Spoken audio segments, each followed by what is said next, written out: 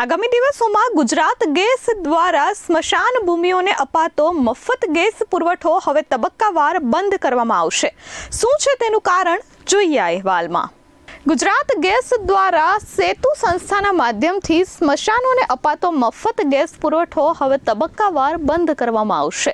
આગામી 4 વર્ષમાં સહાય ઘટાડવામાં આવશે, જેમાં બીજા વર્ષે 75%, ત્રીજા વર્ષે 50% અને ચોથા વર્ષે સહાય માત્ર 25% જ રહેશે।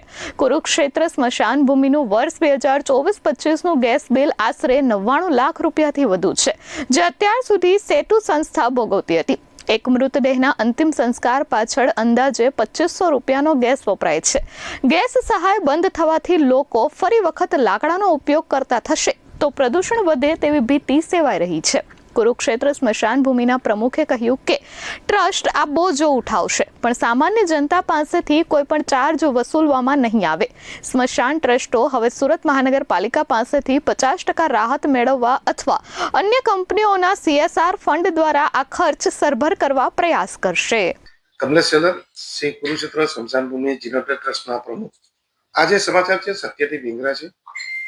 પહેલા તો જ્યારે કુરુક્ષેત્ર સ્મશાન ભૂમિ ટ્રસ્ટ દ્વારા 97-98માં જે આ ગેસ પદ્ધતિનું આયોજન કર્યું, ત્યારે ગુજરાત ગેસ કંપનીના તત્કાલીન MD સિન્હા સાહેબ, આપણા આરોગ્ય હેલ્થ સુરત મહાનગરપાલિકાના ડેપ્યુટી કમિશનર સિન્હા સાહેબ હતા, જેમના ભાઈ હતા।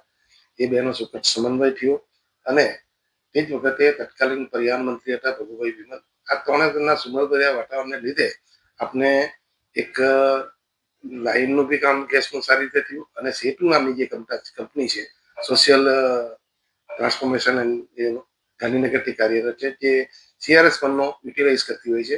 એમણે ગુજરાત ગેસ કંપનીને એવી બાંહેધરી આપી કે જે વપરાશ સ્મશાનમાં ગેસનો થશે તેનું બિલ તમારે સ્મશાન ભૂમિ પાસે લેવા કરતા તમને ચૂકવી આપશે। એ કંપનીએ તાજેતરમાં એક લેટર ગુજરાત ગેસને આપ્યો છે કે હવે પછી ગ્રાઇન્ડલી ધીમે ધીમે અમે, જેમ કે આવનારું વર્ષ છે તેમાં અમે 75% અમે ચૂકવશું વપરાશના, 25% જે તે સ્મશાન ભોગવશે, ત્યાર પછીના વર્ષમાં 50% અમે ભોગવશું અને 50% સંસ્થાઓ ભોગવશે, સંસ્થાનો ભોગવશે અને ત્યારબાદ 25% અમે ચૂકવશું, 75% સંસ્થાનો, ત્યાર પછી અમે ધીરે ધીરે આમાંથી જીરો કરશું। અને જે પરિપત્ર છે તેની લીધે ગેરસમજથી આ વસ્તુઓ થઈ રહી છે કે હવે આવનારા દિવસમાં ગેસ કંપની બિલિંગ થશે।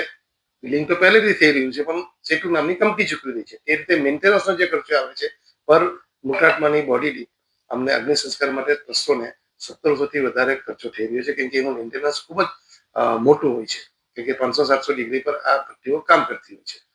તો જે રીતે સેતુ કંપની ગેસનું બિલ આપે છે તે રીતે મેન્ટેનન્સ આપણે ભોગવે છે, એમ કરીને ટોટલ 4500 રૂપિયાની નજીક એક અગ્નિ સંસ્કાર થતો હોય છે। પણ પર્યાવરણ દિશામાં ટ્રસ્ટો કામ કરે, આપણે આવનારી પેઢી માટે કામ કરવું છે, તે જોઈને વિનામૂલ્યે પરંપરા જે ટ્રસ્ટની રહી છે અગ્નિ સંસ્કારની, એ અમે જાળવી રાખી છે।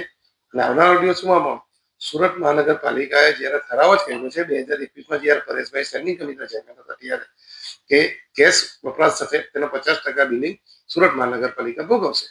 તો આ કન્ડિશનમાં જુદા જુદા વિકલ્પો આપણી પાસે આડાની ઇન્ડસ્ટ્રી છે, આપણી પાસે સચિન પાંડેસરાના લોકો છે, તે પણ CRS પણ ધરાવે છે। તો તેવા લોકો હિન્દુ સમાજમાં શ્રદ્ધાળુ અને આપણા જે ધર્મવીરો છે તેનો ઉપયોગથી આપણે એ હેતુને જાળવી રાખશું। આ એમના હેતુ છે, આવનારી પેઢીનો હેતુ છે।